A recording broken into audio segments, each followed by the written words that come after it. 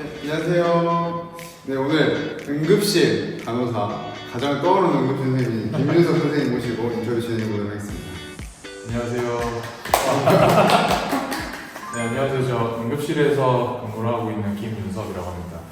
근무를 한 지는 올해 한 7년 정도 되고요. 19년도에 입사해서 올해가 7년 차가 벌써 됐고, 지금은 아무래도 아시겠지만 약간 역할이 바뀌어서 원래는 그냥 응급실에서 이제 환자들 담당하면서 중환자도 보고 소생실에서 역할도 하고 했었는데, 지금은 이제 응급실 내에서 중증 환자 모니터링을 하면서 만약에 응급실 안에 있는 환자분들이 응급실 밖으로 뭐 검사를 위해서 이동을 하거나 아니면 병동을 가거나 입원을 하든 시술을 하든 그런 이동 과정에서 이제 옆에서 같이 모니터링을 하면서 만약에 응급처치를 해야 되면은 처치도 하고 하는 그런 역할을 맡고 있습니다. 응급실에 가고 싶다고 하셨는데 뭐 그런 계기라든지 이유가 있을까요? 응급실을 선택한 거는 정말 딱 계기가 있었어요. 이건 오히려 확실한 그 모먼트가 있었는데, 이제 그 병원에 인턴십으로 신청을 한 게 합격이 돼가지고 가서 제가 경험을 할 수 있는 한 5일 정도죠. 5일 정도 경험을 할 수 있었는데, 그때가 인턴십을 심지어 제가 지금 일하고 있는 병원의 제 부서에서 하게 됐어요. 지금 응급실에서 인턴십도 했었는데, 그래서 어찌 보면 인턴십 때 뵀었던 분들하고 지금 같이 일을 하고 있는 거죠. 와. 근데 그때 뵀던 선생님들 모습이 너무 좋았어요. 그러니까 멋있어요. 제가 상상했었던 모습을 보여주고 계시는 거예요. 이게 쉽지가 않잖아요, 사실. 그러기가 오히려 실망을 할 수도 있고, 아, 간호사가 이런 일을 하는구나라는 생각 때문에 좀 마음이 식거나 다른 생각을 하게 되거나 그럴 수도 있는데, 그때는 가서 정말 딱 그런 모습들을 봤어요. 저렇게 하고 싶다.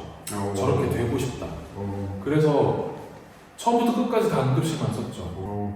근데 응급실이라는 것이 물론 뭐 약간 액티브하고 멋있어 보일 수도 있는데 반대로 그만큼 좀 힘들고 다이나믹하다고 할 수 있을 것 같은데, 혹시 뭐 하루 일과라든지 뭐 하시는 일들이 좀 뭐 어떻게 되시는지? 물론 병원에 들어가면 이제 병원마다 나중에 뭐 들으시겠지만 뭐 펑셔널이라고 해서 그냥 전화 업무 보는 사람, 그리고 행정부 보는 사람 따로 있고 약 돌리는 사람 따로 있고 뭐 이런 시스템도 있을 것이고, 저 같은 경우는 지금 가면 항상 담당 환자를 배정을 받고 자기 이름을 걸어주고 이제 A부터 Z까지 다 하는 그런 사람, 그런 시스템 속에서 역할을 하시는 분들도 있는데, 물론 저는 지금 아까 말씀드린 것처럼 좀 다른 역할을 하고 있지만, 그래서 저희 병원 응급실도 마찬가지로 출근을 하면 일단은 똑같이 환자 파악을 합니다. 본인한테 담당된 구역에 있는 환자분들을 다 어사인을 확인을 해서 지금 플랜이 어디서부터 어디까지 되어 있고 약은 뭐가 들어가고 있고, 그래서 나는 약 스케줄링을 어떻게 해야 되고, 그러면 이제 인계 받고 처음 시작했을 때 내가 이런 거 해야겠다 저런 거 해야겠다 이제 자기만의 플랜을 짜는 거죠. 인계를 받기 전에. 그렇게 하고 시작을 하면 일단 정규 라운딩을 저희도 해요. 응급실에 정규 라운딩이 없지 않아요? 라고 생각하시는 분들도 있는데, 정규 라운딩이 있고요. 그럼 이제 똑같이 가서 바이탈하고, 바이탈에 뭔가 문제가 있으면 노티하고 이런 거는 똑같이 이루어집니다. 다만 이제 응급실이니까 온콜이라고 해서 언제 부를지 모르는 그런 시술이나 검사들, 그리고 뭐 환자가 갑자기 안 좋아지면 수술도 하게 될 수도 있고 응급 처치를 하게 될 수도 있겠죠. 그러니까 정규 라운딩을 하면서 그 안에서 벌어지는 그런 응급실이니까 벌어질 수 있는 이벤트들을 담당을 하는 게 제가 봤을 때는 응급실 간호사의 가장 전형적인 업무 내용이 아닐까 싶어요. 이런 걸 좀 꼭 아셨으면 좋겠어요. 왜냐면 모르고 그냥 응급실 간호사 아니면 뭐 이렇게 생각을 하면은 와서 그냥 있다가 응급상황 발생하면 가서 뭐 하고 또 있다가 응급상황 발생하면 이런 게 아니거든요. 그 얘기를 좀 드리고 싶었어요. 그러면 사실 응급실은 진짜 다양한 좀 다이나믹한 상황들도 많고 이제 환자들도 너무 많잖아요. 그래서 뭐 손에 꼽기가 힘드실 수도 있겠지만 가장 좀 기억에 남는 뭐 환자라든지 그런 상황 같은 것들이 좀 있을까요? 항상 이제 기억에 남는 환자나 상황이라고 하면은 제가 아직까지 잊을 수 없는 그런 딱 몇 가지 있는데, 근데 그 중에서 진짜 한마음 한뜻으로 모두가, 응급실에 있는 모두가, 이 모두라고 하는 거에는 의료진뿐만 아니라 그냥 응급실에 있는 환자를 둘러싼 모든 자원을 제가 말씀을 드리는 거거든요. 이송해 주시는 선생님부터 뭐 간호조무사 선생님 뭐 말할 필요도 없고 원무과 선생님 모든 이런 사람들이 한마음 한뜻이 돼서 이제 환자분을 잘 그 시술하는 곳으로 보내드렸었던 경험이 있는데 이게 응급실이라고 하면 모든 사람들이 응급이고 다 그 안 좋으신 분들이면 빨리빨리 시술해야 되는 건 똑같지만 그 중에서도 진짜 또 급한 경우가 산후에 출혈이 멎지를 않아서 오시는 분들이 있어요. 산모분들이었다가 이제 출산을 하시고 이게 잘 수축이 잘 되면서 지혈이 잘 돼야 되는데 지혈이 안 되고 계속 이렇게 하혈을 하면서 결국에는 혈압도 떨어지고 수혈도 필요하고 진짜 낯빛이 지금 이 스튜디오에 있는 이런 흰색이 돼서 오시는 분들이 있어요. 정말 백스장이 돼서 오시는 분들이 있는데 그런 분들 오면은 모두가 급해지거든요. 왜냐면 그런 분들은 대부분 일단 뭐 예기치 못한 거고 당연히 일단 예기치 못하고 당연히 혈압도 엄청 떨어졌으니까 언스테이블해서 빨리 처치 들어가야 되고 그리고 또 마음이 동하죠. 왜냐면 젊은 분이고 이제 막 아기를 출산하고 이제 막 빨리 가정을 같이 이렇게 꾸려서 새로운 그 인생 2막을 시작하셔야 되는 분인데 너무 위급한 상황이니까 모두가 다 그렇겠지만 오히려 더 마음이 더 막 감정이 동하게 되는 그런 상황이라서 그때 당시에도 그렇게 오신 분이 이제 혈압을 쟀는데 혈압이 수축기 혈압 기준으로 4, 50밖에 안 되는 거예요. 그러니까 지금 당장 이게 처치 빨리 하면 무슨 일이라도 벌어질 수밖에 없을 것 같은 상황이라서 막 다들 막 손이 덜덜덜 떨리는 게 보여요. 빨리 안 하면은 이거는 당장 심폐소생을 해야 되니까. 그래서 빨리빨리 주사 잡고 막 간호사들도 다 붙들려서 주사 잡고 근데 어떤 게 인상적이었냐면 의사고 뭐 누구고 할 거 없이 그분한테 들어가는 액체라고 할 수 있는 액체는 다 손으로 이렇게 붙잡고 있는 거예요. 빨리 들어가라고. 그러니까 그런 모습들이나 아니면 그 우리 혈액을 운반을 해주시는 간호조무 선생님도 막 뛰어다니고 이송원 선생님들도 막 뛰어서 이렇게 하고 원무과 선생님도 빨리 병동 배정해가지고 하고 시술실에서도 빨리 다 준비하고 그러니까 그 어느 때보다도 어떻게 보면 어떤 시점에서는 간호사가 더 마음이 애타는 경우도 있고 아니면 의사 선생님들이 유난히 애가 타는 경우도 있고 막 조금씩 그 포지션에 따라서 그런 게 다를 수 있는데 그 순간만큼은 느긋한 사람이 그 한 명도 없었어요. 아 이런 게 진짜 응급실이구나 이런 식으로 서로 말하지 않아도 팀워크를 잘 발휘해서 진짜 필요한 분한테 적절하게 처치가 잘 돼서 소생해서 잘 일상생활까지 복귀를 하게 되는 그런 케이스. 그래서 항상 기억에 남는 거가 어떤 게 있냐면 저는 그때를 항상 말씀드려요. 근데 그럼에도 저는 이제 응급실 간호사를 꼭 추천을 하고 그래도 응급실 간호사 하셨으면 좋겠다라고 말씀을 드리는 것 중에 장점 중에 제일 큰 거는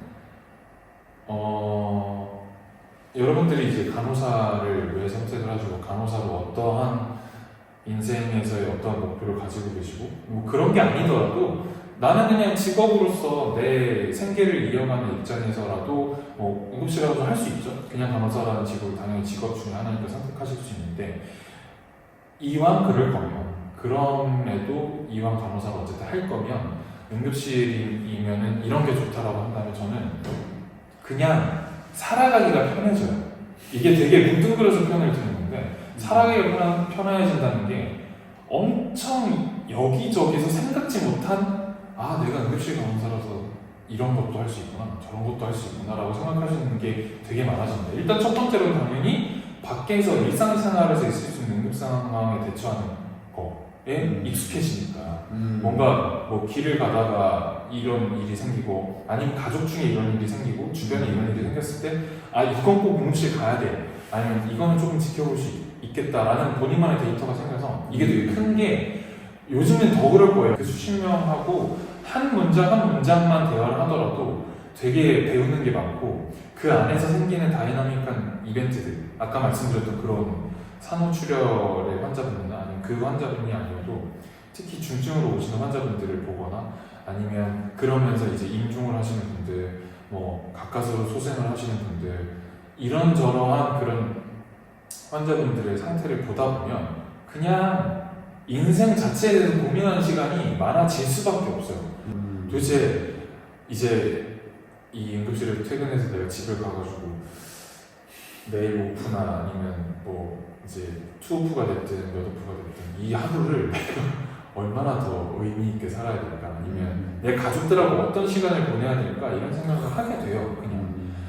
근데 이런 생각과 그 응급실에서 경험하는 모든 것들이 아까 말씀드렸던 그냥 잘 살아가게끔 나를 이끌어주는 거예요. 그러니까 응급실에서의 경험은 솔직히 뭐 병동도 마찬가지긴 하겠지만 아까 말씀드린 것처럼 되게 사람이 정말 사느냐 죽느냐를 눈앞에서 계속 이렇게 좀 그 경계선을 막 아슬아슬하게 타는 그런 모습을 보고 있다 보면 이게 인생을 대하는 그 저는 시선이 달라진다고 생각합니다. 일단은 팩트를 말씀드리자면 제가 문신이 있지만 저는 취업을 하고서 문신을 했습니다. 그래서 여러분들이 만약에 이런 데나 아니면 이런 데 보이는데 문신이 있으면 사실 문신이 취업에 방해가 되나요? 라고 질문하시는 거는 뭐 저는 객관적으로 말씀드리기가 좀 어려운 부분이기도 하고 그 질문을 바꿔서 얘기해보면 우리나라 어른들이 문신을 이상하게 볼까요? 라고 질문하시는 건 사실 똑같아요. 그래서 당연히 저는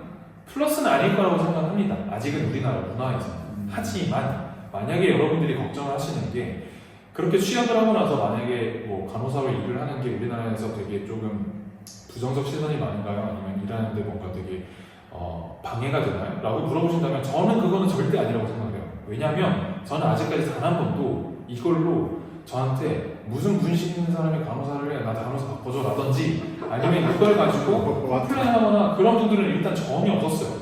물론 마음속에 있는 말을 못 하셨을 수도 있겠죠? 그래서 그거는 뭐 모르는 일이지만 하지만 그럼에도 제가 말씀드리고 싶은 건 문신이 여러분들이 간호사인 걸 가려지게끔 하는 행위를 하시면 여러분들이 뭘 해도 일상생활이든 밖에서 어디서든 간에 여러분들은 문신 있는 사람이 될 거예요. 근데 그게 아니라 간호사로서 마땅히 해야 되는 걸 하고 문신에 가려지지 않는 수준의 간호의 질을 그 환자분들한테 인정할 수밖에 없게끔 행위를 하시면 그분들이 여러분들을 문신으로 기억할 게 아니라 담당 간호사로 기억을 하겠죠. 그래서 여러분들이 걱정해야 되는 건 여러분들의 외면이 아니라 내가 이분들한테 어떻게 나를 간호사로서 전문가로서 동의를 할 수 있게끔 할 것이냐에 대한 그런 퀄리티적인 고민을 좀 더 하셨으면 좋겠다. 네, 이런 말씀을 꼭 좀 드리고 싶었습니다. 많이들 요즘에 뭐 많이들 여자분들도 되게 작은 거라든지 손목 안에 이렇게 귀여운 것도 많이 하시고 하니까 그런 부분 때문에 고민이시라면 걱정 안 하셔도 됩니다. 그러면 뭐 응급실 스토리 중에서 하나만 더 여쭤보자면 좀 가장 좀 슬펐던 일? 나는 평소엔 잘 아는데 이 상황은 뭔가 이 환경적으로나 뭔가 이 보호자나 이 환자의 관계라든지 뭔가 이 맥락 안에서 와 진짜 이거는 너무 마음이 아팠다. 그래서 나도 눈물 흘렸다든지 그런 경험이 있어요.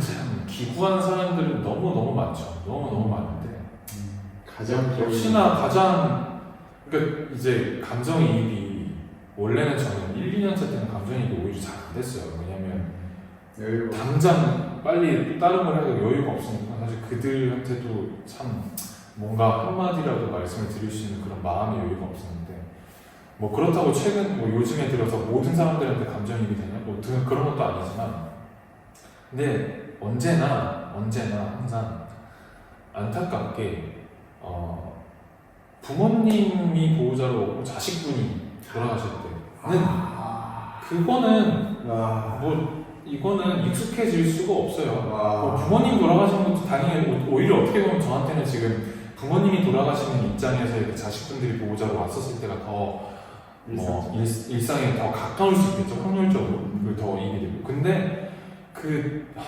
부모님이 자기 자식이 이제 운명을 달리하게 돼서 옆에 와서 그 오열은 진짜 농도가 남달라요. 그 짙음의 수준이. 그래서 이제 한 번은 안타까운 아파서라기보다도 안타까운 선택을 해서 이제 오시게 되는 그런 경우에 이제 부모님이 오셔서 그 말씀을 하시면은 꼭 그런 말씀을 그 문장을 사용을 하시거든요. 꼭 가서 다시 보자, 만나자. 근데 그 만나자가 이제 자기는 저한테 들리는 거는 이제 빨리 가고 싶어 하시는 것 같은 느낌이 들잖아요. 이게 느낌이 내가 잘 살다 갈게 이런 게 아니라 부모님 돌아가시면은 남은 가족들이랑 내가 잘 살다가 이렇게 갈게 라고 하게 되는 것처럼 저는 받아들여지는데 자식분이 돌아가셔서 부모님이 자식한테 얘기하면 이제 남은 시간이 어떻게 본인한테 더 행복하게 의미 있게 잘 살 수 있겠냐라기보다는 좀 그래서 너무 그거는 이제 그럴 때는 눈물이 보이죠. 진짜 울 뻔했었던 경우도 있고 그래서 이렇게 차팅을 하다가 이렇게 하고 그거는 참 그래서 커튼 치고 이렇게 나가서 이렇게 한숨만 쉬죠. 그럼 언제 그분한테 가가지고 이게 말씀을 드려야 될지는 되게 곤란해요. 그런 경우는 더 왜냐면 빨리 다른 환자분들도 오시면 자리를 사실 우리 입장에서는 비워주셔야 되는데 언제 가서 이제 그런 말씀을 드리는 게 다른 분들보다 더 어렵죠. 너무 슬픈 것 같습니다. 진짜 너무. 저도 듣는데 그쵸, 너무 힘들다. 있으시니까. 네. 자신이나 네. 그건 있어서는 안 되는 일이고 또 그쵸. 그러면 또 지금 너무 뭉클하긴 한데 반대로 막 진짜 뭐 행복했거나 진짜 감사했거나 뭔가 기뻤거나 좀 더 긍정 뭐 할머니와 뭐 할아버지의 뭐 보호자들 뭐 그런 맥락 안에서 진짜 완전 그 정반대의 또 희노애락 중에 희적인 부분이 좀 있었는지. 이거는 조금 제가 이거를 보고서는 이제 떠올랐었던 모습이 뭐냐면 환자의 케이스는 아니긴 한데요. 왜냐면 응급실에서 응급처치 해가지고 잘 사셔가지고 가는 경우도 많죠. 근데 사실 그런 경우는 오히려 아까 앞서 말씀드린 사건들보다는 조금 의료진 입장에서 오케이 됐다 약간 이렇게 하고 빨리 넘겨버리는 순간이 더 많은 것 같아서 그래서 지금 떠오르는 거는 제가 근무를 하다가 갑자기 저희 응급실 구조가 약간 이렇게 길게 되어 있는 복도식의 구조가 있어요. 그럼 제가 이쪽에서 들어가는데 자동문을 열고 이렇게 들어가는데 이즈음에서 할머니 한 분이 저한테 이렇게 약간 손짓을 하시는 저를 그냥 부르시는 건가? 어쨌든 뭔가 필요하시겠다 싶어가지고 제가 갔죠. 뭐 찾으세요? 아니면 뭐 필요하세요? 이렇게 물어봤더니 어디 있었냐는 거예요 저한테. 그래서 뭔가 이 할머니가 조금 뭔가 약간 고령이시고 해서 지금 뭔가 헷갈리시나 보다 해서 네 이렇게 물어봤더니 실제로 저를 찾고 계셨던 거예요. 친애가 아니라 알고 보니까 오늘 오시게 된 환자분의 보호자로 오셨는데 알고 보니 저는 기억을 못하는데 저를 기억을 하시고 제가 예전에 오셨을 때 담당을 했었나 봐요. 그래서 그때도 보호자분이 계셨는데 그때 제가 너무 뭔가 뭐를 잘해줬다고 느끼셨나 보죠.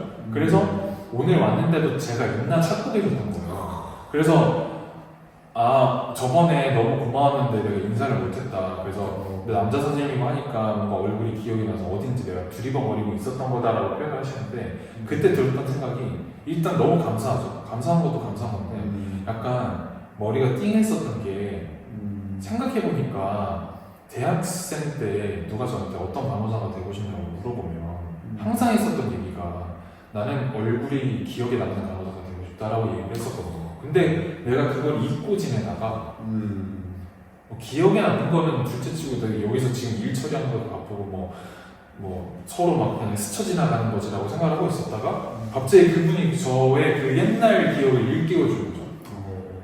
기억에 남을 수가 있구나. 이게 그러니까 나는 물론 자주 오시면 저희도 기억이 드는 그런 환자분들이 있는데 환자 보호자분들도 우리를 기억할 수가 있겠구나 라는 생각이 그때 다시금 들었어요. 그래서 그때 이후로 또 되게 좀 일을 대하는 제 마음가짐이 달라졌죠. 앞으로 간호 학생분들이나 이제 간호사 분들에게 그래도 먼저 응급실에서 액티브하게 좀 일하는 사람으로서 또 간호사로서 또 인생의 선배이자 후배가 될 수도 있고 그런 관점에서 좀 꼭 해주고 싶은 말이 있으면 뭐가 있을까요? 저는 이제 간호대 뭐 후배들이나 제 진짜 학교 후배들이나 아니면 간호대 학생분들 고민을 주시거나 하면 말씀드린 것 중에 일단 하나는 간호사도 어쨌건 직업이고 누군가한테는 생계를 보장해 줄 수 있는 그런 수단이 되고 어쨌든 수많은 직업 중에 많은 우리도 그냥 의료인이고 간호사라고 표현을 하고 뭐 전문직으로 표현을 하지만 수많은 직장인들 중에 한 명이잖아요. 저희가 뭐 사업을 하는 사람들이 아니고 병원에 속해 있는 사람들이니까 제가 이 말씀을 드리는 이유는 너무 처음부터 엄청난 사명감과 희생정신과 어떤 사회에서 바라보고 있는 간호사라는 직업이 마땅히 좀 가졌으면 하는 그런 의무감 같은 게 있다 보니까 그리고 또 학교에서도 그런 거를 배우기도 하고요. 근데 좋죠. 그런 마음을 가지고 들어와 주시면 너무너무 감사한 일이고 참 선배 입장에서는 아 진짜 대단하다 이렇게 생각할 수 있는 그런 부분들이긴 한데 너무 그런 모습을 가지고 들어오시면 아직은 여러분들을 담기에는 우리의 많은 부분들이 미치지 못하는 부분이 있기 때문에 쉽게 힘들고 쉽게 지칠 수가 있어서 그런 마음에서 그런 말씀을 드려요. 너무 그렇게 본인의 희생과 본인의 사명감을 가지고 들어오지는 말라. 어쨌든 여러분들은 참 아직 젊고 청춘이고 굉장히 자기 자신을 돌보고 진짜 가꾸어도 모자라지 않을 그런 시기에 있기 때문에 여러분들 스스로를 가장 항상 언제나 1순위로 하셨으면 좋겠다 라는 말씀을 항상 드리는데 더불어서 이제 그거는 제가 이제 여러분들이 정말 간호사라는 직업이 아직은 우리나라에서 어쨌든 힘든 게 맞으니까 그런 의미에서 지치지 말라는 말씀을 드리고 싶은 조언이라면 지금 상황에 맞춰서 또 여러분들한테 말씀드리고 싶은 건 그럼에도 간호사라는 직업은 수많은 직업들 중에 하나이고 생계의 수단 중임에도 불구하고 정말 의미 있는 직업이고 이만한 직업이 없으면 진짜 할 만한 직업이다 라는 거를 저는 당당하게 말씀드리고 싶어요. 여러 상황들이 저를 당당하지 못하게 만들고 어떠한 뭐 SNS나 아니면 유튜브나 어떤 이런 부분들에서 간호사가 너무 어떻고 되게 부정적인 견해를 말씀하시는 분들이 제가 이렇게 말하는 거를 좀 어렵게 만들고 당당하지 못하게 만드는 그런 상황들이 있지만 그럼에도 저는 그분들이 뭐 틀렸다라고 생각을 하지 않아요. 수많은 의견들 중에 하나니까. 그렇다고 한다면 저도 그 수많은 의견들 중에 하나로 진짜 가치 있는 직업이니까 우리나라에서 아니면 전 세계를 불문하고 수많은 직업들 중에서 저는 이만치 내가 하는 행위가 누군가한테 직접적으로 도움을 주면서 그리고 우리가 그거를 볼 수 있고 느낄 수 있는 직업이 또 있을까라는 생각이 들거든요. 그런 의미에서 봤을 때는 너무너무 의미 있는 직업이니까 지금 간호사를 꿈꾸는 분들, 간호학과를 꿈꾸는 분들, 간호대학생, 고등학생분들 지금 가고자 하는 길이 절대로 본인 인생을 불투명하게 할 거라고 저는 생각하지 않아요. 앞으로 더 나아질 거고 나아지게끔 하려고 저 같은 사람이나 저야 뭐 막 좀 SNS에서 많이 알려져 있지만 저보다 훨씬 더 훌륭하신 선배분들 그리고 저랑 같이 일하는 동료분들이 있기 때문에 저는 진짜 다짐합니다. 정말 향후 몇 년이 지나고 나면 더 여러분들이 자신 있게 일할 수 있는 그런 환경을 열심히 만들 거라고 약속을 드리고 싶고 그럴 거라고 저는 생각을 하고 저 스스로도 저를 위해서도 여러분들을 위해서도 마찬가지지만 저를 위해서도 저는 그렇게 생각하고 있으니까 꼭 용기를 잃지 말고 꼭 도전을 계속 해주셨으면 좋겠어요. 앞으로 계속. 저는 언제까지가 될지 모르겠지만 만날 수 있으면 좋을 것 같고 네, 동료로 뵙기를 꼭 기다리고 있겠습니다. 네, 오늘 응급실 김윤석 선생님 이야기 들어봤는데 와 되게 인사이트가 많았습니다. 감사드리고 네, 그러면 이상 인터뷰 마치도록 하겠습니다. 네, 감사합니다. 감사합니다.